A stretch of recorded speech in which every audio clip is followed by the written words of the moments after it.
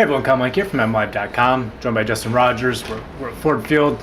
Lions opening this season in ceremonious fashion, Justin. 35-14 win against the Giants on Monday Night Football. And the Giants are going to make a lot of teams look good, I think, this year, especially a lot of defenses. But at the same time, in this league, you never take a win for granted, especially one that was as impressive as this one. The Lions took care of business, and you can't take anything away from that. Good teams got to pummel bad teams, Yep. and that's what the Lions did today. Another thing that good teams do is they put teams away. And there was a situation in the fourth quarter where the Giants scored. They narrowed it to a 2-score gap, and the Lions took the ball. They were, doing okay on offense, but not great. And then they drive 80 yards. Matthew Stafford is perfect on the drive. Joik Bell, who struggled, the running game in general struggled for the first 3 quarters.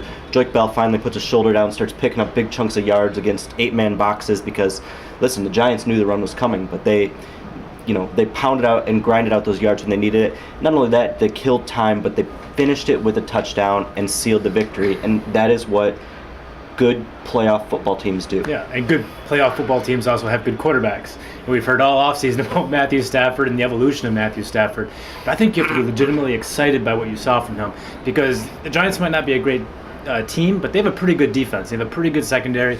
Matthew Stafford, 22 of 32, 346 yards, 2 touchdowns, only 1 sack taken, 0 interceptions. 0 interceptions. I think you have to be extremely pleased with his production, his efficiency. We heard all offseason about how they were going to take away the risks in his game, and you definitely saw that tonight. And also, you saw some mobility on the ground, and that's something we never really saw too much previously. I asked Stafford about it after the game, if that stop and go move that we saw on that first touchdown pass to Calvin and later on the touchdown run, if that was something new he had worked on with Jim Bob over the offseason or whatever. And he said, no, man, that's just my only move. And now the cat's out of the bag. But yeah, I think you have to be really pleased with what you saw from Stafford. It's not the stats. We've seen monster numbers from Stafford before. It was the effective throwing balls at all depths of the field.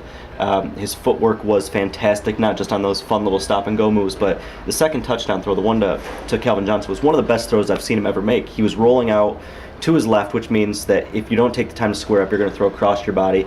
He turned, squared his shoulders, and delivered with touch. And yeah, Johnson had to dive for it, but that's what is required when you've got to put it in a spot. It was a perfect throw. Stafford just has taken such a step forward. It's one game, but he played like an MVP quality candidate tonight. Really that good. That was a great pass to Calvin. Also a great catch, though, in the end zone from Calvin. And remember, he only had 3 catches against this exact same defense two games ago in Week 16 of last year. Tonight, 7 catches, 164 yards, 2 touchdowns, the best opener in his career. And he's a guy who doesn't really buy too much into his own stats, but I asked him about the significance of having of this being the best opener of his career, and he actually bit a little bit on it. He seemed impressed, and he seemed pleased to start off the season in such impressive fashion. You can tell he just enjoys being healthy and ready to go, and I think you have a very good Calvin Johnson going into Week 2 next week and get to Carolina. Calvin Johnson's a guy they treat like a toy in a box now. They keep him under wraps all preseason. And he's just a really competitive, driven guy. He cannot wait to get out on the field. And the older he gets, the more or the less he's allowed to do in the preseason. So the more eager he is once the season rolls around. I just think he was ready to explode tonight, and we saw that. Especially, what percentage of those stats came in the first half? Almost all of them. Right. 2 big differences I saw with Calvin. One was him lining up all over the place. We were promised that. Second thing was he rested a lot more, I thought, than what he did under Jim Schwartz. I think that's just going to this is looked at as a 17-week marathon, not so much a let's see if we can get Calvin 300 yards in the first week of the season. Flipping around to the defense, I do want to mention those guys real quick because they did just only gave up 14 points, right? And 7 of those might not have happened without a penalty on special teams. And so I think if you're very pleased, especially with DeAndre Levy, I thought he could have been a Pro Bowler last year, and he looked just as good in this opener, if not better. 10 tackles and an otherworldly interception. I have no idea how he came up with that. He's just all over the place all the time. His instincts are through the roof. We've seen that progression from the start of his rookie season to now, and now he's just that one step closer because he's reacting more quickly to plays, and he's just building off last season. Defensive line was very good too. George Johnson, the guy who came out of nowhere during training camp, 1.5 sacks. Ezekiel Ansah, who barely touched the field during the preseason, 4 quarterback hits. They got pressure up front. The front seven was great. The secondary was up and down, but good enough. If the defense is going to be this good all season long, this is a team that can compete for a playoff spot. I saw it on Twitter, and I'm not going to cite the person because I can't remember exactly who tweeted it, but they said Darius Slay was up and down tonight, but compared to last year when he was only down, that's still an improvement. You did see some growth from him.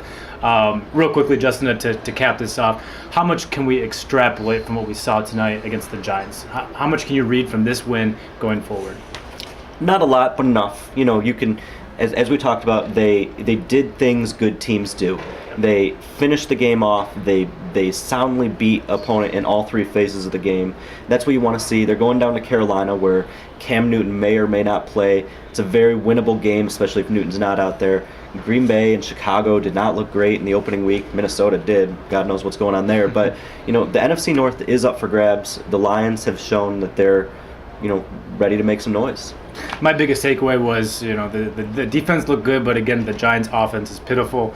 The Giants' defense is pretty good. So what I take away from this game is the Lions' offense, and that they were able to dismantle, for lack of a better word, the Giants' defense. And I was really impressed with not just the stats of Matthew Stafford, but his game management, the fact that he was able to stay away from ugly mistakes. I mean, forget that he didn't have any interceptions. I don't think he put himself in a position to have an interception. I don't remember any real risky throws, and I think he'd be really pleased with what he was done with what he did, not through the air as well as on the ground. Not to make this video go 10 minutes, but the biggest concern tonight for you? I mean, coming in future weeks. I think you have to be a little bit concerned about the secondary with Bill Bentley. He suffered a knee injury in the first half, and Caldwell did not dispel the notion that he could have suffered a torn ACL, which obviously would sideline him for the season. And the Lions only kept 5 cornerbacks coming into the season in the first place, so now they're down to 4 healthy cornerbacks. Bentley's backup is Nevin Lawson, who is not expected to have a big role on defense this year, if any kind of role on defense. But played well tonight, surprisingly. He did, and to his credit. And I asked Caldwell about that after the game. He said, I want to look at the tape first, but my first blush was he played well. He's a rookie. He's a young guy. He did some young guy things, but you have to be pleased with what he did. At the same time, when you're talking about going up against Aaron Rodgers and Jay Cutler and some of these guys you have down the road, the Lions, I think, have serious concerns in the secondary if Bill Bentley can't go, because I think he's been pretty good, and they were counting on him. You only have 4 cornerbacks. Moves are going to be made this week no matter what's going on with Bill Bentley. Sure, especially with 2 inactive receivers. I mean, they could certainly, if Bentley's not put on IR with something serious, we could definitely see them drop a receiver tomorrow for a defensive back. The run game bothered me. They didn't get much going for 3 quarters. I thought it was kind of stagnant in the preseason as well. They're just not getting the push that was there. I think they ran a little bit better outside than inside, but they're going to need more push there if they're going to want to be a balanced team, which they claim they want to be, which it's not even a claim. You have to be balanced in this league to be effective. Stafford can't throw 40, 50 times every game if they want to win regularly. They've got to run the ball better like they did in that closing drive. Absolutely. So we got, for Justin Rogers, I'm Kyle Meinke. Big first night for the Lions. Keep it right here at MLive for all your coverage throughout the week and going into week 2 against Carolina.